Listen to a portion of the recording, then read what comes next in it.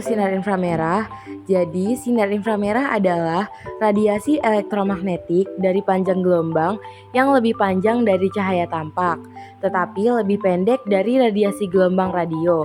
Radiasi inframerah memiliki jangkauan 3 order dan memiliki panjang gelombang antara 700 nanometer dan 1 mikrometer. Sinar inframerah ini ditemukan secara tidak sengaja oleh Sir William Harkles, astronom kerajaan Inggris ketika ia sedang mengadakan penelitian mencari bahan penyaring optis yang akan digunakan untuk mengurangi kecerahan gambar matahari pada teleskop tata surya. Untuk memperjelas pembahasan kali ini, ternyata sinar inframerah itu terdapat beberapa jenis. Yang pertama adalah inframerah dekat. Jenis yang pertama ini adalah wilayah yang dekat dengan wilayah merah yang terlihat. Hal ini digunakan dalam komunikasi, serat optik, dan perangkat night vision.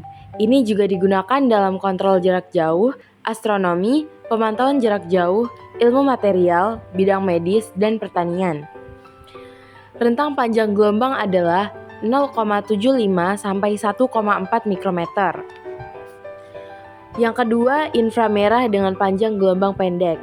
Inframerah ini sering digunakan sebagai telekomunikasi jarak jauh dan kisaran panjang gelombang adalah 1,4 hingga 3 mikrometer.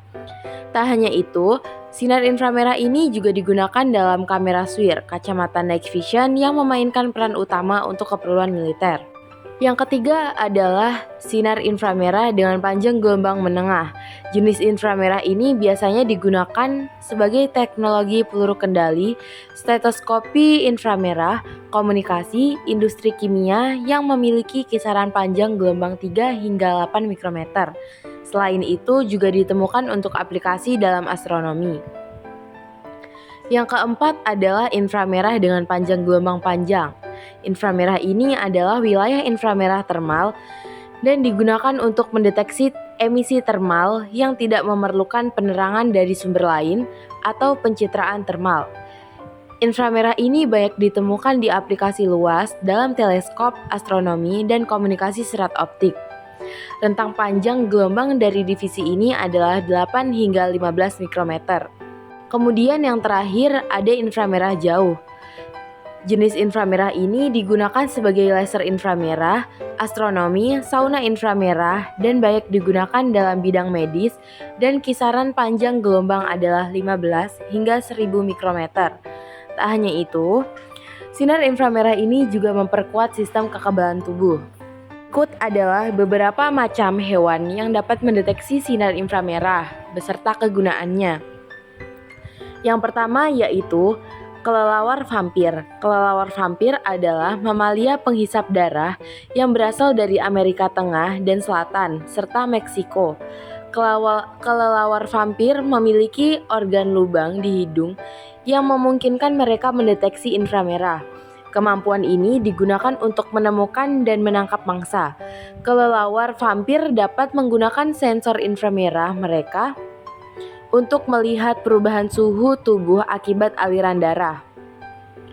Gigitan kelelawar vampir sebenarnya tidak membahayakan manusia, tetapi dapat menularkan penyakit mematikan seperti rabies. Selanjutnya yang kedua yaitu ikan mas koki. Ikan mas koki adalah hewan yang banyak dipelihara sebagai hiasan rumah. Ternyata selain indah, ikan mas koki juga memiliki kemampuan melihat sinar inframerah. Kemampuan ini didapat karena ikan mas koki memiliki 4 jenis sel kerucut yang berada di mata mereka. Sel-sel ini sensitif terhadap sinar-sinar ultraviolet, merah, biru, dan hijau. Dengan fitur ini, ikan mas koki dapat melihat dengan mudah mendeteksi gerakan di dalam air dan kemudian mengincar mangsanya, termasuk krustasea kecil, plankton, dan serangga.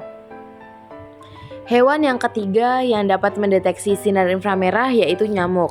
Nah, nyamuk ini sebagai serangga pengganggu sekaligus penyebar berbagai penyakit. Gigitan nyamuk tidak hanya menyakitkan dan meninggalkan benjolan gatal, tetapi juga dapat menularkan penyakit berbahaya dan mematikan. Nyamuk menggunakan kemampuannya untuk melihat cahaya inframerah guna mendeteksi panas tubuh saat akan makan. Nyamuk dikenal sebagai hewan pemakan darah, tetapi hanya spesies betina yang membutuhkan darah untuk menetaskan telurnya, sedangkan nyamuk jantan hanya akan memakan sari tumbuhan. Nah, beralih ke hewan yang keempat, yaitu ikan salmon. Ikan salmon ini memiliki ritual kawin yang rumit yang akan membawa mereka berimigrasi dari satu sisi dunia ke sisi yang lain. Selama perjalanan migrasi mereka, cara mata salmon bekerja juga mengalami perubahan. Salmon memiliki retina yang berkembang yang memungkinkan mereka untuk melihat cahaya inframerah. Kemampuan ini mempermudah salmon untuk bergerak dan mendeteksi makanan di air keruh. Selanjutnya, yang kelima adalah bullfrog. Mata bullfrog mampu mendeteksi cahaya inframerah dengan cara yang sama seperti yang dilakukan salmon. Mereka mempertahankan kemampuan untuk melihat inframerah dari bagian bawah matanya sambil melihat cahaya tampak dari atas. Untuk berburu mangsa, bullfrog seringkali duduk setengah muncul, dengan sabar mencari lalat di atas air sambil menggunakan penglihatan inframerah mereka di bawah permukaan untuk mencari pemangsa potensial. Kemampuan ini memungkinkan bullfrog mencari mangsa sekaligus berjaga-jaga dari pemangsa. Selanjutnya adalah penggunaan sinar inframerah dan prinsip kerja yang pertama. Remote control. Remote control yang biasanya digunakan untuk mengontrol pengoperasian gadget tertentu seperti televisi, stereo, mobil mainan, dan lain-lain. Biasanya menggunakan radiasi inframerah. Dalam aplikasi tersebut, remote control bertindak sebagai pemancar yang mengambil perintah yang diberikan oleh pengguna dan dengan demikian menghasilkan sinyal biner dengan bantuan radiasi cahaya inframerah. Radiasi cahaya inframerah kode biner kemudian digabungkan ke penerima melalui udara dan operasi sesuai perintah input dijalankan. Kamera pencitraan termal biasanya menggunakan radiasi inframerah untuk mendeteksi dan mengukur energi inframerah yang dipancarkan oleh suatu objek. Sebuah kamera pencitraan termal umumnya dikenal sebagai kamera inframerah atau imager termal.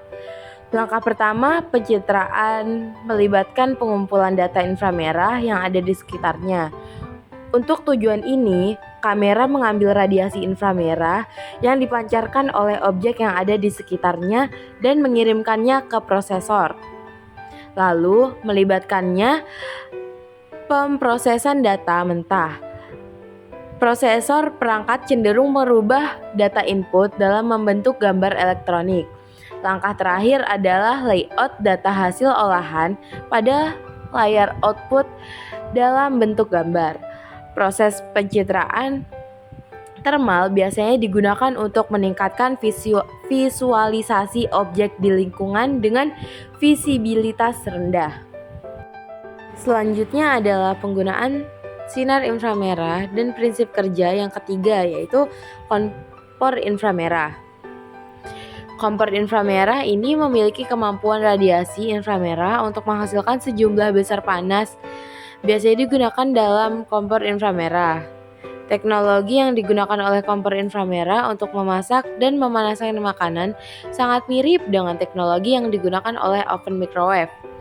Kompor inframerah menggunakan elemen pemanas seperti pemanas karbon atau pemanas kawat sebagai sumber pemanas dan dipanaskan oleh arus listrik hingga menghasilkan sinar inframerah. Sinar inframerah ini bersifat elektromagnetik dan dapat merambat melalui udara tanpa memerlukan medium fisik. Ketika sinar inframerah mencapai permukaan benda, sebagian besar sinar akan diserap oleh benda tersebut dan memanaskannya serta energi sinar tersebut akan diubah menjadi energi panas. Partikel dalam benda akan bergetar lebih cepat, meningkatkan suhu benda dan memanaskannya. Yang keempat yaitu termometer inframerah. Termometer inframerah adalah salah satu aplikasi terpenting dari radiasi inframerah dalam kehidupan nyata. Ini karena termometer inframerah membantu memberi penggunaan keuntungan deteksi suhu tubuh atau objek yang mudah, cepat, dan tanpa kontak. Kerugian dari termometer inframerah termasuk cara perawatan dan pemecahan masalah yang rumit, biaya tinggi, masa pakai yang rendah dibandingkan dengan termometer tradisional, dan lain-lain. Cara kerja termometer inframerah ini cukup sederhana. Biasanya digunakan konsep emisivitas. Radiasi cahaya inframerah yang dipancarkan oleh termometer inframerah jatuh di permukaan objek dan dipantulkan kembali. Cahaya yang dipantulkan ini kemudian dideteksi oleh detektor yang ada di struktur internal perangkat dan diproses dengan bantuan berbagai pembaca internal. Akhirnya data yang diproses akan ditampilkan di layar sebagai output. Dan yang kelima yaitu kacamata malam. Kacamata malam ini penglihatannya malam umumnya menggunakan radiasi inframerah untuk pengoperasiannya. Prinsip kerja dasar kacamata penglihatan malam tergantung pada proses yang dikenal sebagai peningkatan citra. Peningkatan citra adalah teknik berdasarkan indera penglihatan yang dapat ditinggikan ke tingkat yang sangat tinggi dengan memperkuat cahaya yang sudah ada di sekitarnya. Dapat dengan mudah diamati bahwa bahkan pada malam hari atau di tempat gelap, sejumlah cahaya selalu ada. Sejumlah kecil cahaya yang tersedia mengandung radiasi cahaya inframerah yang tidak terlihat oleh mata manusia. Sirkuit amplifikasi tertentu umumnya tertanam di dalam kacamata penglihatan malam yang membantu dalam amplifikasi radiasi cahaya tampak dan inframerah yang ada di sekitarnya sehingga meningkatkan visibilitas objek yang ada di lingkungan yang gelap.